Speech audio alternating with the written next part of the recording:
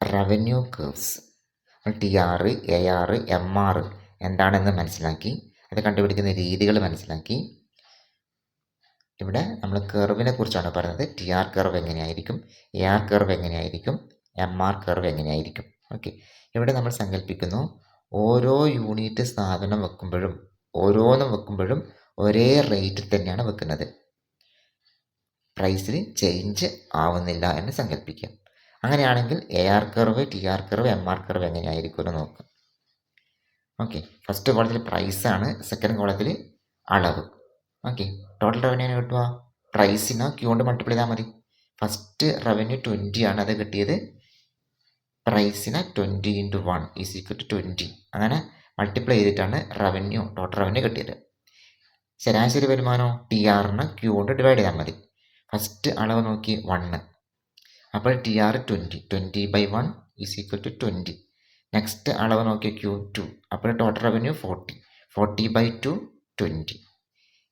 Last column സീമാന്ത വരുമാനം, marginal revenue. അതിനെ കണ്ടുപിടിക്കാം.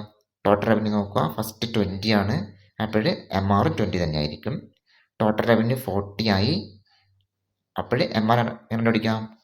40 - 20, 40 മുമ്പിലത്തെ 20 കുറക്കുക, അപ്പോൾ അത് എത്ര കിട്ടും? 20.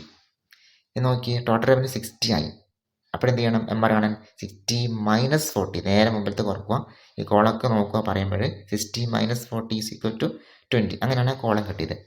ഈ ടേബിള് ഒബ്സർവ് ചെയ്യുമ്പോൾ നമുക്ക് കാണാൻ വേണ്ടി പറ്റും, പ്രൈസും ARഉം MRഉം എല്ലാം സെയിം ആണ്, എല്ലാം 20 ആണ്.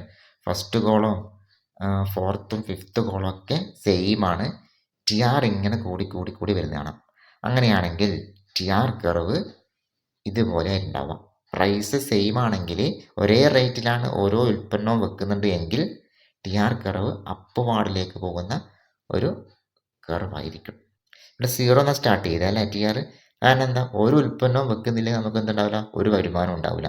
അതാണ് 0 സാധിക്കുന്നത്. ഔട്ട്പുട്ട് ഇങ്ങനെ കൂടുന്നതിനനുസരിച്ച്, സാധനങ്ങൾ വെക്കുന്നതിനനുസരിച്ച് അധികം TR കൂടി വരും. നമ്മൾ കണ്ടിട്ടില്ലേ?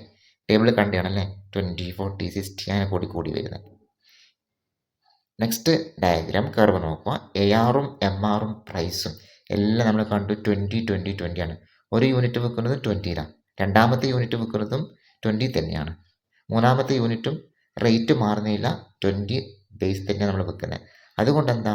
MRഉം ARഉം പ്രൈസും എല്ലാം സെയിം ആയിരിക്കും. അതുകൊണ്ടാണ് X അക്ഷത്തിന് സമാന്തരമായിട്ട് ARഉം MRഉം പ്രൈസൊക്കെ വരച്ചിട്ട് കാണിക്കുന്നത്. ഓക്കെ, മനസ്സിലാക്കി വെക്കുക.